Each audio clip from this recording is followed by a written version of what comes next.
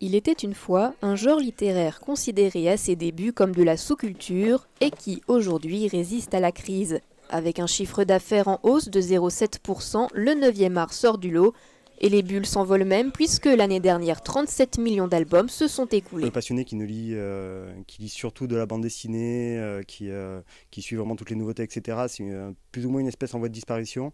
Par contre, il y a beaucoup plus de gens qui lisent beaucoup de toute façon et entre autres des bandes dessinées.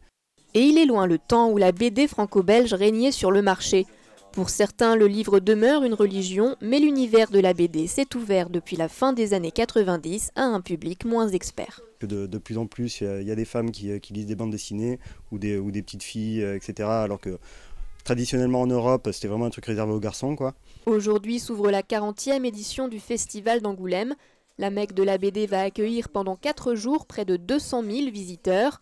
Autant de pèlerins qui vont pouvoir rencontrer les 1500 auteurs présentant leurs dernières œuvres. Et cette année, le grand gagnant du Festival de la BD d'Angoulême pourrait être Jacques Tardy avec Stalag de B. Jacques Tardy est reconnu par la profession, mais c'est également un succès commercial. À moins que ce ne soit Quai d'Orsay, les chroniques diplomatiques de Lanzac et Blin vont d'ailleurs être adaptées au cinéma. Enfin, véritable ovni hors zone pourrait séduire le jury de la sélection officielle du Festival de la BD d'Angoulême.